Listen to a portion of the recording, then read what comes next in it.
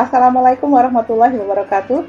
Salam sejahtera bagi kita semua. Om Swastiastu, Namo Buddhaya, salam kebajikan. Bersama saya, Juna Sinik Channel, kita merdeka belajar tak bersekat ruang dan waktu. Untukmu, Indonesiaku. Jangan lupa like, subscribe, dan bunyikan lonceng. Kali ini kita bertemu di Lab Akuntansi Keuangan Menengah pertemuan yang ketiga. Kali ini kita bahas mengenai piutang. Ini adalah referensi yang saya gunakan. Selanjutnya, yang dimaksud dengan piutang, ini adalah hak untuk menagih sejumlah uang dari penjual atau kreditur kepada pembeli atau debitur karena adanya satu transaksi jual beli biasanya.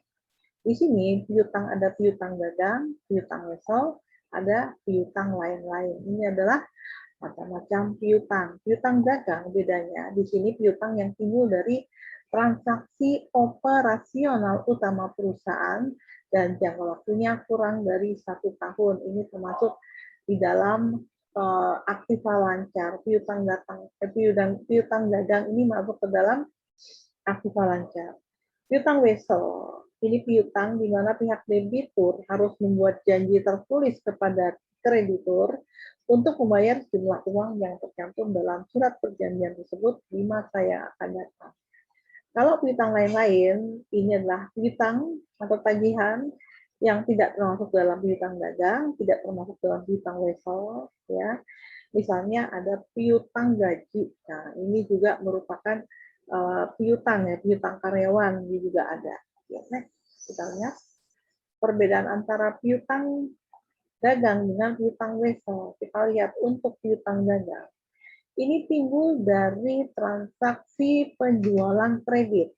Sedangkan piutang wesel belum tentu dari penjualan kredit. Oke, bisa juga dari peminjaman uang. Kemudian, piutang dagang jangka waktunya kurang atau sama dengan 1 tahun, jadi termasuk dalam aktiva lancar. Tapi piutang wesel di sini jangka waktunya bisa kurang dari 1 tahun. Kalau kurang dari 1 tahun ini termasuk ke dalam aktiva lancar. Sama dengan 1 tahun ini juga termasuk aktiva lancar. Lebih dari 1 tahun ini baru masuk ke aktiva tetap. Kita bahas piutang dagang dulu. Ini penilaian piutang ini ya. Jadi piutang yang dinilai ini dicatat sebesar nilai kas atau nilai kas neto atau pembayaran yang bisa direalisasi, yaitu sejumlah kas bersih yang diperkirakan dapat diterima. Jadi berapakah jumlah kas bersih yang dapat diterima ini sama dengan piutang bruto dikurangi dengan kerugian piutang. Nah, kerugian piutang sendiri atau disebut dengan piutang tidak tertagih atau biaya piutang ragu-ragu, pencatatannya dapat dilakukan dengan 2 metode, yaitu metode cadangan dan metode penghapusan langsung. Ini perbedaannya, kalau metode cadangan berarti pada saat mencatat taksiran kerugian piutang, ini berarti ada cadangan kerugian piutang. Jadi ditimbulkan cadangan kerugian piutang, jadi seolah-olah sudah terjadi biaya kerugian piutang. Ini biaya kerugian piutang, ini masuk ke laporan rugi laba, cadangan kerugian piutang, ini masuk ke neraca. Oke. Kemudian, kalau untuk metode penghapusan langsung ini tidak ada. Oke, jadi tidak ditimbulkan cadangan kerugian piutang. Kalau terjadi transaksi penghapusan piutang, baru di sini dibuat jurnal. Oke. Kemudian yang kedua, kalau tadi untuk metode cadangan ini ditimbulkan cadangan di saat akhir periode, kemudian pada saat penghapusan piutang, baru cadangannya dipakai. Kemudian piutangnya di sebelah kredit, artinya berkurang. Oke, hapus ya berarti ya. Kalau di sini untuk yang metode penghapusan langsung, bedanya karena tidak ada cadangan kerugian piutang, maka debitnya langsung ke kerugian piutang pada piutang. Ini sama-sama kredit ya, piutangnya di sebelah kredit, debitnya adalah kerugian piutang, kalau penghapusan langsung jadi langsung menjadi biaya. Oke, karena tidak punya cadangan. Sekarang Yang ketiga, untuk metode cadangan pada saat penerimaan kembali piutang yang telah dihapus. Berarti timbulkan dulu piutangnya. Jadi dibalik saja piutang pada cadangan kerugian piutang. Ya, nah nanti pada saat penerimaan kasnya berarti kas pada piutang.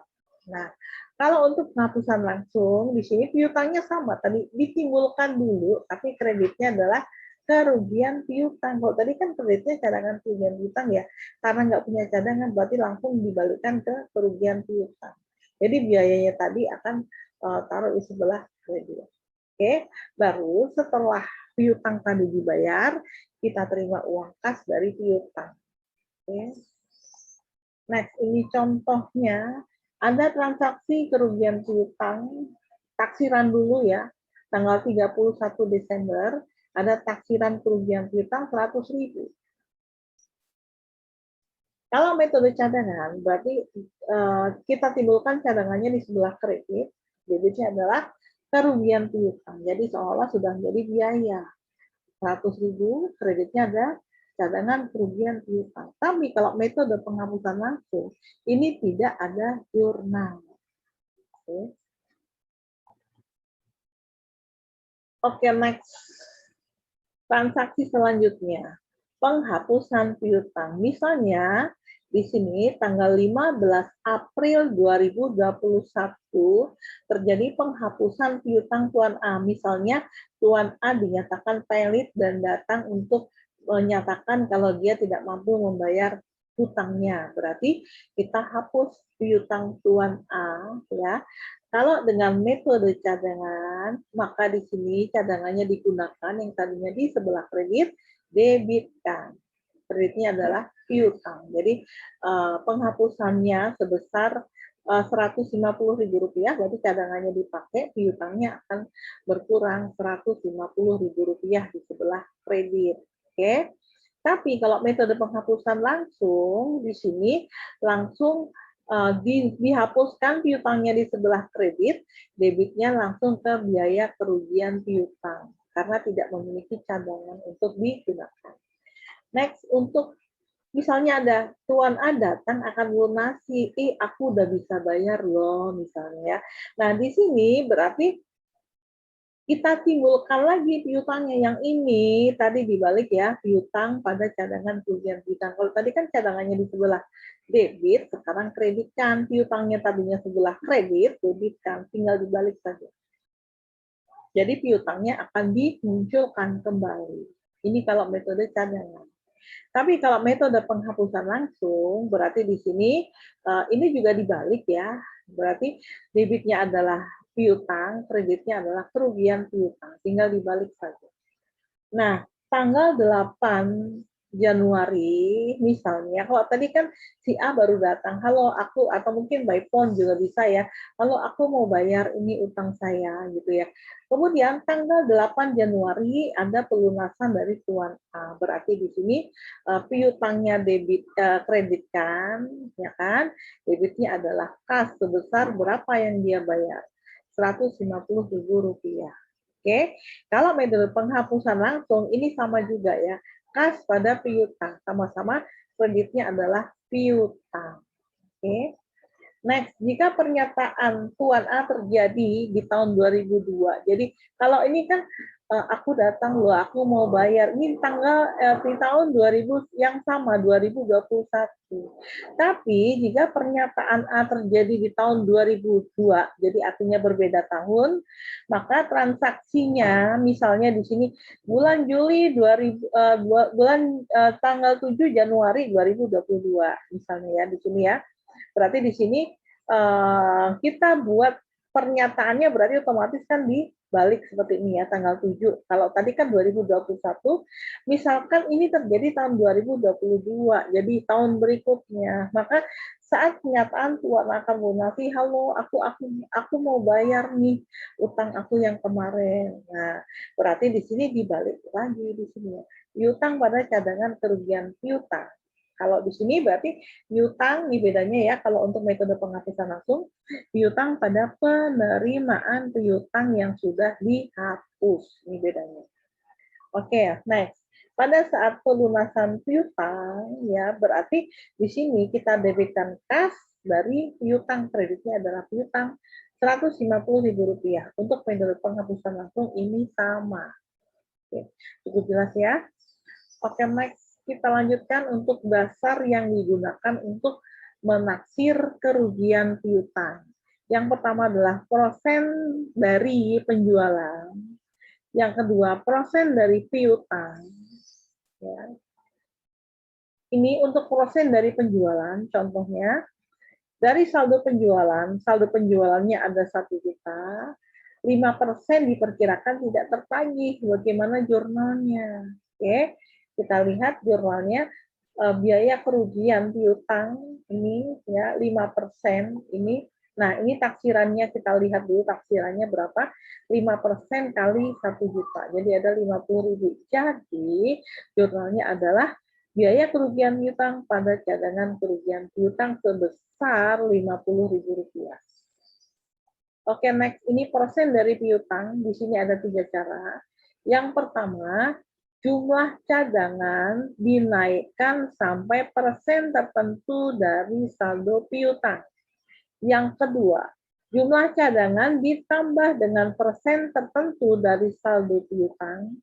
Yang ketiga, jumlah cadangan dinaikkan sampai suatu yang dihitung dengan menganalisa sampai satu jumlah ya yang dihitung dengan menganalisa umur piutang. Jadi kita menggunakan analisa umur piutang.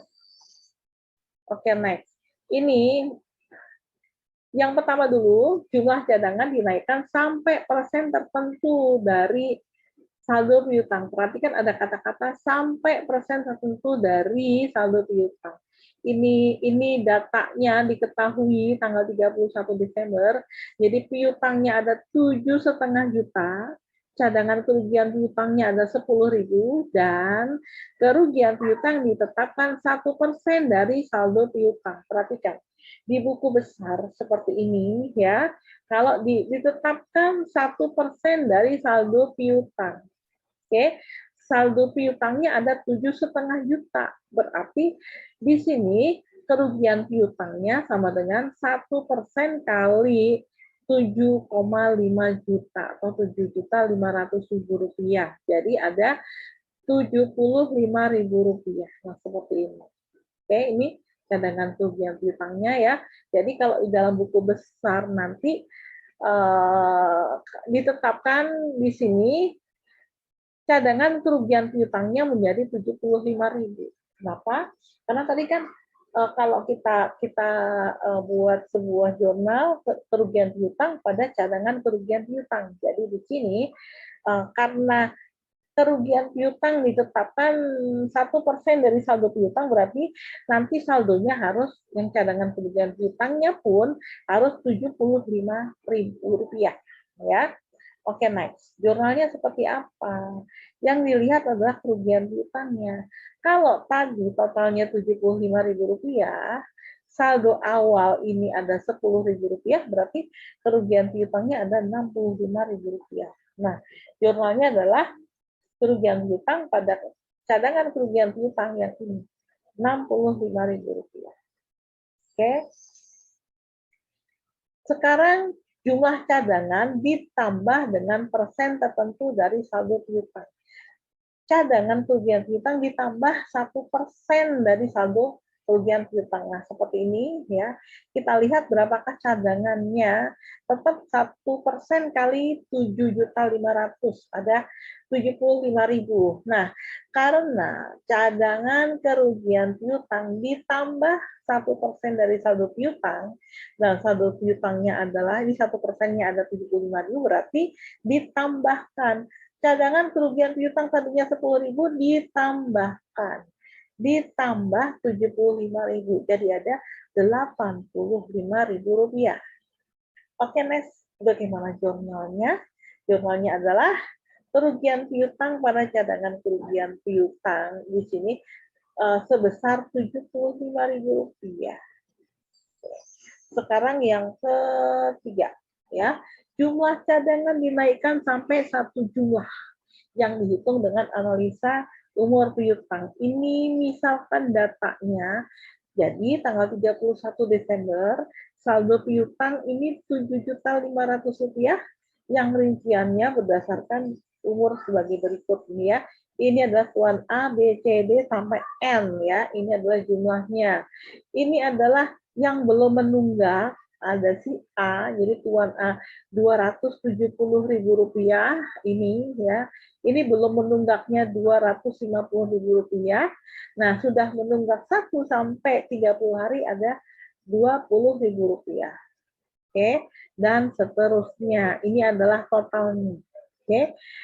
Jumlah dari total piutang 7,5 juta, yang belum menunggak 6 juta, yang menunggak 1 sampai 30 hari, total ke bawah itu ada 350 juta, yang menunggak 31 sampai 60 hari ada 250.000, yang menunggak 61 sampai 90 hari totalnya Rp150.000, yang menunggak 91 sampai 180 hari ada Rp320.000, yang menunggak 181 hari sampai 365 hari, di sini Rp250.000, dan yang lebih lama dari 1 tahun itu ada Rp180.000. Oke, next.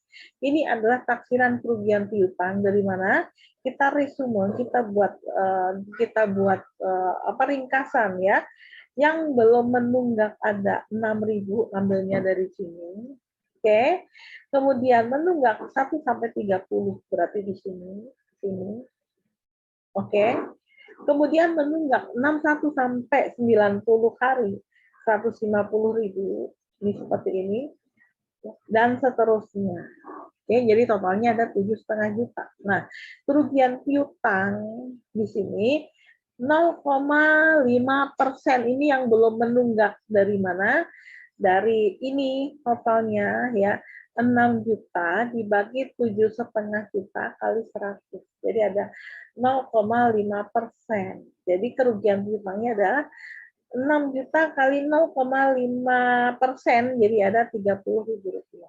Demikian juga untuk yang ini, untuk yang menunggak 1 sampai 30 hari, berarti di sini 360.000 dibagi 7,5 juta kali 100%, jadi ada 1%. Jadi kerugian piutangnya sama dengan 1% dari Rp350.000, jadi ada Rp3.500.000. Di Rp3.500, dan seterusnya sampai di sini kita lihat totalnya ada Rp243.000. Inilah kerugian piutangnya. Oke, next. Kita lihat jurnalnya ya. Kenapa di sini kerugian piutangnya 233? Nah, ini karena ini. Karena di saldo awal, di saldo tanggal 31 Desember, di sini ada Rp10.000, ibaratnya saldo awalnya ya. Nah, kerugian piutangnya berarti ada di sini. Kerugian piutangnya ini ya, 243.000. Nah, di sini ya. Oke.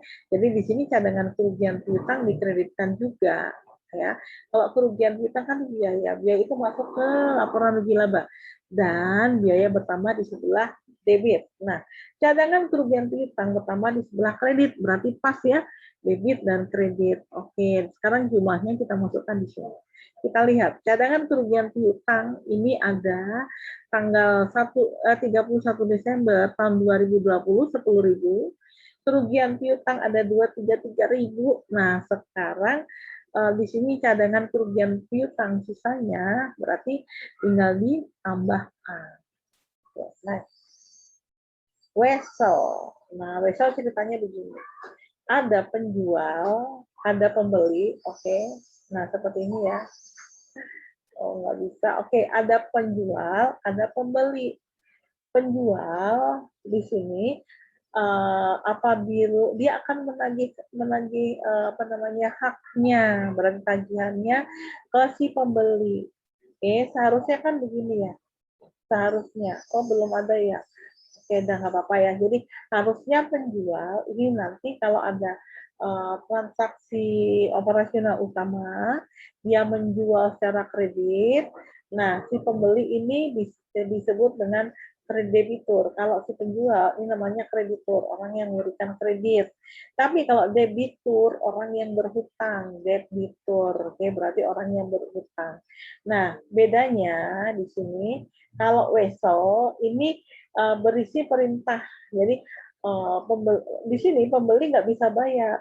Jadi si penjual ini akan apa namanya membuat satu wesel atau perintah dari pembuat surat atau dari dia pada wajib bayar ini yang di sini ya, pembeli untuk membayar jumlah uang yang disebut pada wesel tadi. Oke. Atau orang lain yang ditunjuk. Kenapa saya bilang orang lain yang ditunjuk? Karena wesel ini bisa kita jual atau didiskontokan apabila kita membutuhkan uang sebelum jatuh tempo. Oke, kalau promise tidak, ya. Jadi kalau tadi si penjual nagih ke sini gitu ya, kok kamu belum bayar? Iya, aku belum bayar nih, gimana Yan? Sudah nih, aku bikinin besok, besok bayar ya. Kamu sanggupnya kapan? Nah, kesepakatan ini lagi berbayar atau tidak. Oke, berbunga atau tidak. Kalau tidak berbunga berarti jatuh temponya sama dengan saat nominalnya yang tertera di dalam wesel. Oke, tapi kalau berbunga berarti si pembeli wajib membayar bunga pada si penjual sebesar apa yang tertera di dalam wesel. Tapi kalau promise beda ceritanya, ya. Nih penjual mungkin lupa, ya, atau apa tidak menagih ke sini, tapi si pembeli merasa bersalah. Oh iya ya, aku tadi punya utang kemarin-kemarin udah lama, tapi di sini cash-nya masih masuk di apa namanya, cash-nya masih nggak ada karena uangnya masih berputar ya, masih ada di dalam persediaan, misalnya barang belum laku misalnya. Berarti si pembeli nanti akan datang. Hai kreditur, nih penjual, aku belum sanggup bayar, maaf banget ya. Jadi harus bagaimana dong nih? I'm promise ya, I'm promise, aku berjanji akan bayar bulan depan misalnya atau 2 bulan lagi ya, gitu ya misalnya. Ini masa pandemi loh, bisa berarti utangnya pun apa namanya untuk pembayaran utang juga terhambat di sini. I'm promise, jadi saya berjanji. Makanya promise adalah surat janji untuk membayar sejumlah uang pada tanggal tertentu kepada siapa? Kepada si kreditur. Oke, berarti bedanya jelas ya. Kalau wesel itu yang membuat penjual, tapi kalau promise berarti yang membuat adalah si pembeli. Dan kalau wesel itu bisa didiskontokan atau dijual, tapi kalau promise itu tidak. Wesel itu ada yang bisa dijual, ada yang tidak. Artinya bisa dipindah tangankan. Ada juga yang tidak bisa. Oke, next. Perbedaan wesel dengan promise. Wesel adalah surat perintah untuk membayar. Tadi sudah, ya. Penarik yang berkepentingan ini atas dua pihak. Oke. Siapa? Penjual dan pembeli, ya. Yang membuat adalah pihak yang punya piutang yang tadi saya bilang penjual. Memerlukan akseptasi, artinya memerlukan satu hal yang resmi, pengakuan resmi, hitam di atas putih. Kemudian promise ini adalah surat janji untuk membayar. I'm promise, aku janji untuk membayar gitu ya. Kemudian penarik yang berkepentingan terdiri dari atas satu pihak. Oke. Jadi tidak bisa untuk dipindah. Yang ketiga, yang membuat adalah pihak yang punya utang yang tadi si debiturnya dengan sadar, I'm promise, aku janji. Jadi membuat apa namanya perjanjian sendiri, pengakuan saya harus membayar. Oke. Kemudian yang keempat, tidak memerlukan akseptasi, kan promise kok. Jadi cuma janji doang. Tapi tentu saja jangan PHP ya, jangan memberi harapan palsu. Karena kita lihat wesel ya. Wesel ini ada yang dapat dipindah tangankan, ada yang tidak. Nah, di sini untuk macamnya ada yang berbunga, ada yang tidak berbunga. Oke, next. Untuk yang berbunga, rumusnya nilai nominal wesel kali tingkat bunga per tahun kali jangka waktu dalam pecahan 1 tahun. Kita lihat contoh. Nomor 1, nominal 730 rupiah, bunganya 18%, umurnya 120 hari. Berarti bunganya sama dengan ini nominal dikalikan dengan bunganya dikali bagian waktunya 120 per 365 ya, sama dengan 43,2. Nah, untuk yang di sini ada beberapa buku yang dia hanya mencantumkan 360, nggak masalah ya, beda cuma dikit 5 hari dan tidak berarti. Oke. Kemudian yang kedua, nominal 1000, bunganya 15%, umur 6 bulan, berarti bunganya adalah 1000 dikali 15% kali 6 per 12. Kenapa? Karena di sini makanya umurnya 6 bulan, berarti lawannya juga pembaginya juga bulan.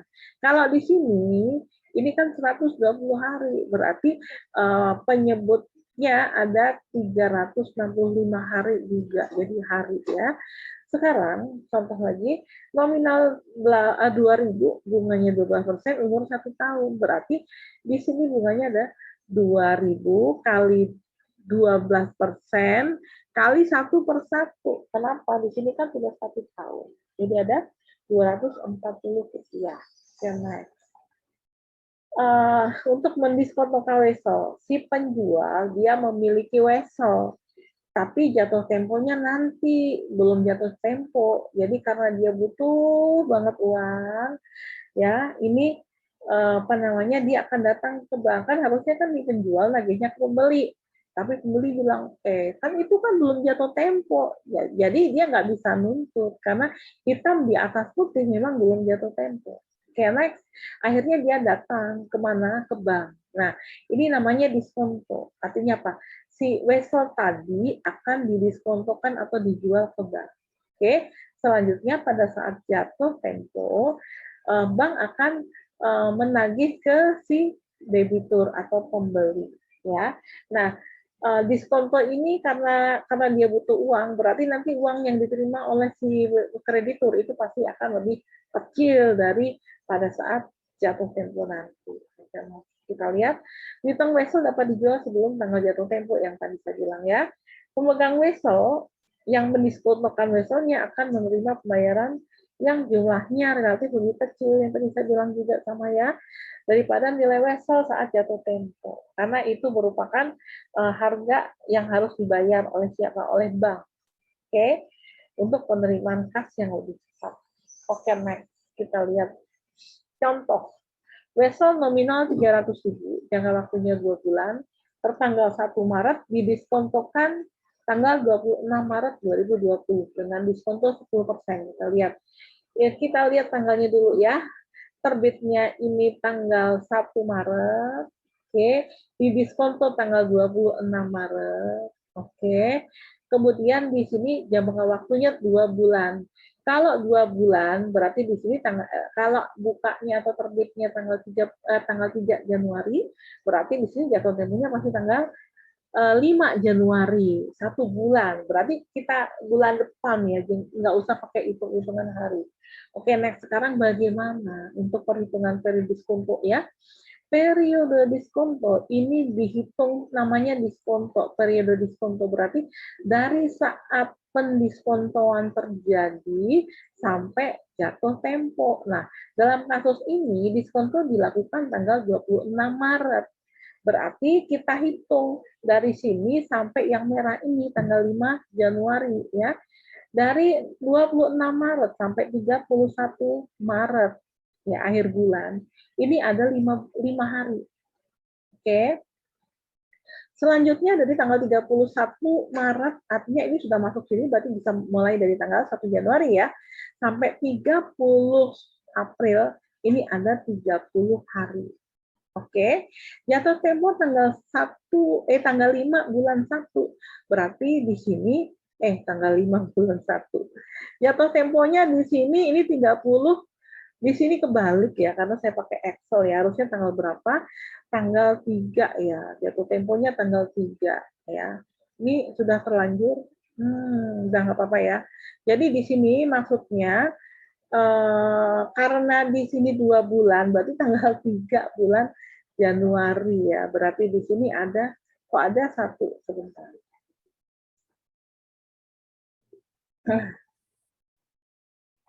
Oke, kita pakai bahasa Indonesia aja, jadi penanggalnya biar nggak bingung pakai Indonesia saja. Oke, sekarang kita lihat terbitnya tanggal 1 Maret 2020. ya. Kalau di sini jangka waktunya 2 bulan, berarti jatuh temponya 2 bulan kemudian. Jadi tanggal 1 Mei 2020, oke kan, 2 bulan kemudian.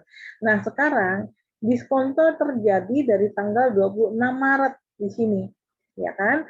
Nah sekarang karena jatuh temponya sudah langsung diketahui 2 bulan kemudian, berarti di sini diskonto dari tanggal 26 sampai 31 Maret, begitu ngitungnya, di sini ada 5 hari.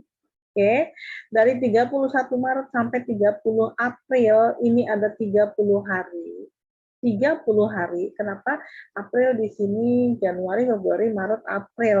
Ya, berarti ada berapa nih? Sebentar. April itu Januari, Februari, Maret, April, 30 bener ya? 30 hari. Berarti di sini 30 April. Nah, di sini jatuh tempo tanggal 1 Mei, berarti 1. Berarti periode diskontonya adalah 5 ditambah 30 ditambah 1, jadi ada 36 hari. Oke. Next, kita lihat untuk jika vessel tersebut berjangka waktunya 60 hari. 60 hari. Berarti kita hitung dari tanggal 1 Maret itu 60 hari ke depan berapa. Berarti dari sini sampai sini, ini karena diskontonya, makanya saya langsung tulis diskontonya, kita hitung, mundur sekalian hitung ya. Dari sini sampai sini 25 hari. Dari mana 26 dikurangi 1, berarti ada 25. Oke, dari sini sampai 31 Maret, dari diskonto, ini ada 5 hari. Oke, nah 25 tambah 5 ada 30. Nah, berarti sampai di sini sudah 30 hari. Berarti kalau 60 hari ke depan, berarti jatuh temponya tanggal 30 April. 30 April. Ini 25, 26, tanggal 30 April ya di sini ya. 30 ini 31 berarti tanggal ya 30 April bisa, bukan tanggal 1 tapi tanggal akhir April. Oke, nah sekarang periode diskontonya berarti dari saat diskonto sampai jatuh tempo berarti 5 ditambah 30. Jadi ada 35 hari. Bedanya apa? Ini ada 1 hari beda. Kalau di sini bilangnya bulan, waktunya 2 bulan, ya umurnya 2 bulan, berarti nanti jatuh temponya nanti 2 bulan kemudian, hitungannya bulan ya. Tapi kalau hari harus lebih detail lagi, seperti ini tadi, 25 ditambah 5 kurang berapa? Kurang 30 ya, karena 25 tambah 5 30. Berarti berakhirnya atau jatuh temponya tanggal 30 April 2020. Jadi dari diskontonya bukan 36 hari tapi 35 hari. Oke. Next, kita lihat wesel yang tidak berbunga bagaimana. Wesel nominal 300.000, jangka waktunya 2 bulan, ini tanggalnya sama. Ya. Diskontonya 10%. Kita lihat periode diskonto. Karena tadi bulan, jatuh temponya per bulan, ya 2 bulan. Kemudian berarti tanggal 5, tanggal 5 ini yang belum dibenerin. Sebentar. Oke, next untuk yang pendiskontoan ya. Jadi tanggal 1 Maret ini mulai terbit ya, terbitnya tanggal 1 Maret. Kemudian jangka waktu 2 bulan, berarti 2 bulan kemudian ini jatuh temponya tadi sudah dihitung dengan periode diskonto di sini ada 36 hari dari 5 tambah 30 tambah 1. Oke, kalau weselnya tidak berbunga, berarti di sini ada yang namanya jatuh tempo. Jatuh tempo ini nilainya sama dengan nominal karena di sini ada tidak berbunga ya, berarti jatuh temponya di sini Rp300.000. Nah, di sini diskonto 10% ya, berarti 10% kali Rp300.000. Jadi ada ini diskontonya ya, ada Rp3.000. Oke, jadi diskonto adalah dari mana? Dari 36 hari per 360. Misalkan kita pakai 360 hari, kali 10% ini adalah diskontonya, dikalikan dengan Rp300.000. Jadi ada Rp3.000. Oke, jadi jumlah uang yang diterima pada saat diskonto adalah saat jatuh tempo dikurangi diskonto, jadi ada Rp297.000. Oke, jadi jurnalnya Kas yang diterima ada 297.000. Oke, ada diskonto itu berarti merupakan biaya bunga, ya. Ini ada Rp3.000.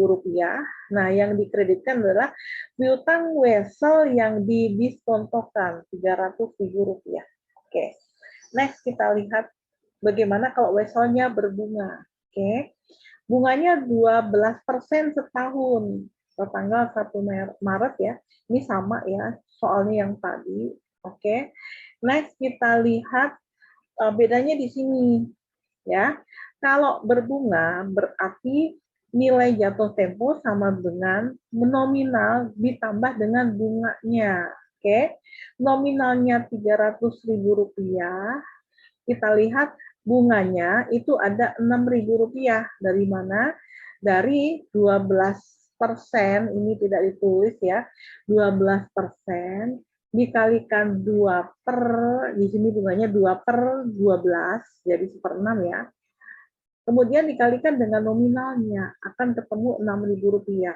Jadi nilai jatuh temponya sama dengan nilai nominal ditambah dengan bunganya. Nah, di sini ada diskonto. Diskontonya dihitung dari jatuh tempo, nilai jatuh tempo. Jadi ini ada 36 per tahunnya, satu tambah 360 hari, dikalikan 10%, ini adalah diskonto, dikalikan nilai jatuh temponya. Di sini 306.000. Jadi ada Rp3.060. Jadi jurnalnya adalah kita terima uang kas ini 302.940. Nah, piutang wesel yang didiskonto ada sebesar nominalnya.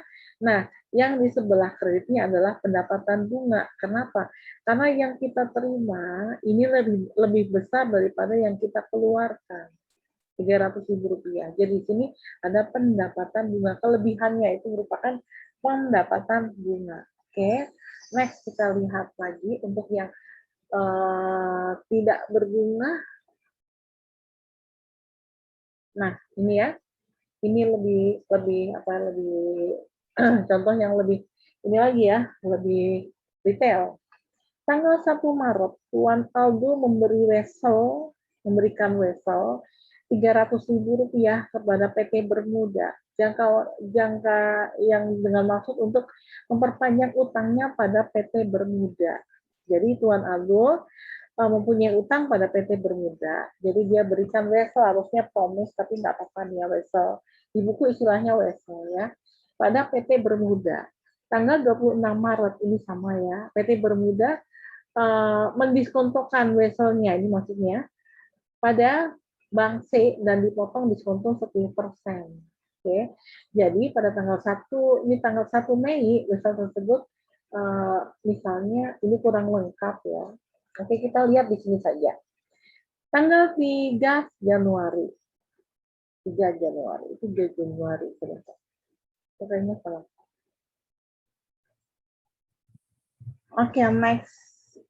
Ini jurnalnya ya, tanggal 1 Maret ini rancu. Kenapa? Karena di sini ada yang pakai settingan bahasa Inggris ya untuk yang date-nya. Oke, saya perbaiki di sini saja, saya timpa ya. Tanggal 1 Maret 2020 ya, ada penyerahan wesel dari Tuan Aldo ke PT Bermuda. Di sini 300.000 nilainya nominal ya, tapi tidak berbunga. Jadi di sini 2 bulan artinya jatuh tempo 2 bulan. Berarti Tuan Aldo dia akan mendebit utang usaha dianggap lunas berubah menjadi utang wesel Rp300.000. Oke, sebesar nominalnya. Nah, untuk PT Bermuda, dia akan menerima piutang wesel. Utang wesel bagi Tuan Aldo akan merupakan piutang wesel bagi PT Bermuda yang bertindak sebagai kreditur. Oke. Pada piutang usaha, karena di sini untuk memperpanjang piutang usahanya sebesar nominalnya. Bank C ini kan belum apa-apa ya, dia tidak ada hubungannya, biarkan saja. Berarti dia tidak membuat jurnal. Nah, sekarang tanggal 26 Maret, PT Bermuda mendiskontokan wesel kepada Bank C. Dibebani diskonto 10%. Berarti kita lihat Untuk kas yang diterima itu sama dengan yang tadi ya, apa namanya, merupakan biaya bunga sebesar berapa? 10% gitu ya, kali bla bla bla bla ini ya. Ini piutang wesel yang didiskonto Rp300.000, jadi kas yang diterima ada Rp297.000. Kenapa? Di sini weselnya tidak berbunga. Nah, ini biaya bunga ini merupakan biaya diskonto ya, 3%, 10%. Oke. Nah, di sini untuk Bank C, ya, dia menerima piutang wesel, kreditnya adalah kas sebesar 297. Nah, bagi Bank C, ini merupakan pendapatan bunga yang biaya bunga bagi PT Bermuda itu merupakan pendapatan bunga bagi Bank C. Oke, next. Tuan Aldo melunasi weselnya pada Bank C. Berarti di sini Tuan Aldo dia akan membayar, ini karena weselnya tidak berbunga, berarti kasnya kredit, debitnya adalah utang wesel. Oke. Nah, PT Bermuda berarti nanti Bank C ini kan bayarnya bukan ke sini, tapi kemana? Ke bank. Oke. Nanti kalau pada saat diskonto, nanti dia akan itu by phone apa-apa, halo ini aku biasanya pakai hitam merah putih ya. Jadi pakai fax misalnya ya, atau email juga bisa. Nah di sini memberitahukan kalau nanti bayarnya bukan ke aku loh, tapi ke bank. Oke, nanti dia akan bayar kemana? Ke sini. Berarti utang wesel pada kas ini diserahkan pada Bank C. Oke, berarti dia si Bank C akan membuat jurnal kas pada piutang wesel. Oke, nah bagaimana dengan PT Bermuda? Nah, kalau sudah bayar, nanti si Tuan Aldo akan kasih tahu ke siapa? Ke PT Bermuda. Aku sudah tepatin janjiku ya, aku bayar nih weselnya kemana? Kemana? Ke Bank C. Jadi buktinya dia akan kasih ke sini. Berarti nanti PT Bermuda akan membuat jurnal piutang wesel didiskontokan, kreditnya adalah piutang wesel. Kalau tadi kan di sini ada, ya kan? Berarti di sini debitkan, habis. Oke, piutang wesel. Kalau tadi piutang wesel didiskontokan, tadinya di sebelah kredit, debitkan, habis. Oke, ini kalau yang tidak berbunga. Bagaimana kalau yang berbunga? Bunganya misalnya 12%. Kita lihat transaksi untuk ini sama nih 1 Maret ya. Tidak sempat tiba dalam angan-angan saja, ini adalah 1 Maret. Ini in English date. Nah, kita pakai Indonesia aja. 1 Maret maksudnya ya.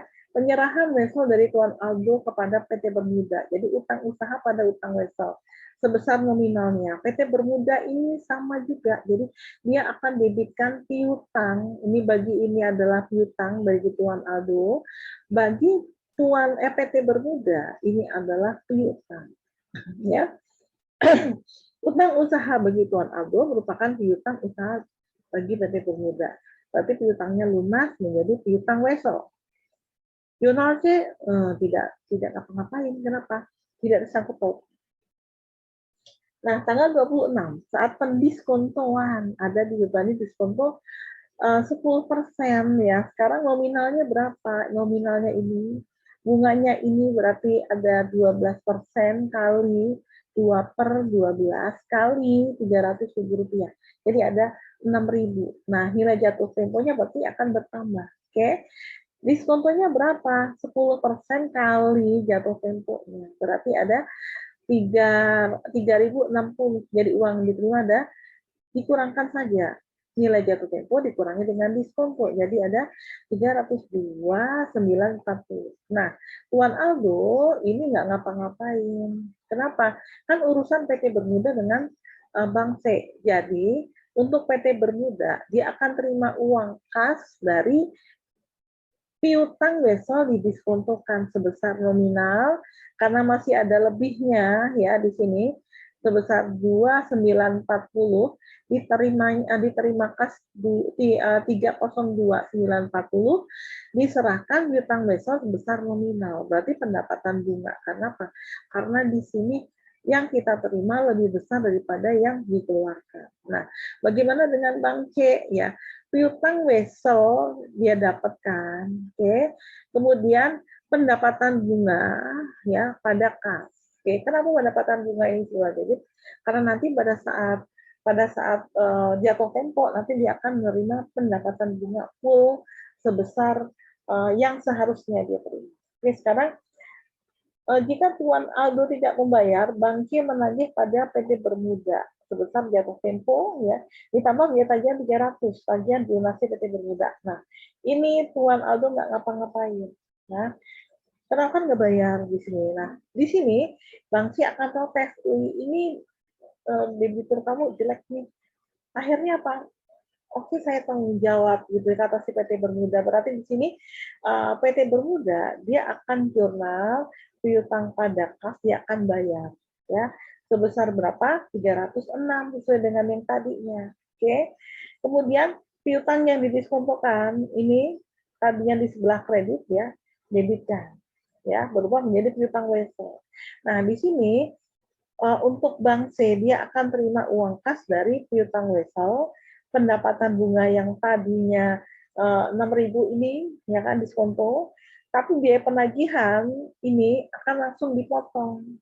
Yang menanggung siapa sini, tapi nanti akan dilimpahkan ke Tuan Aldo Rp300. Oke, next. Tuan Aldo lunasi weselnya, ini perhitungannya jatuh temponya 306.000, dendanya 6.000, biaya penagihannya 3.000. Jadi jumlah yang dibayar 312.300 ini ya. Jadi utang weselnya lunas, ada biaya bunga 12.000 ini ya.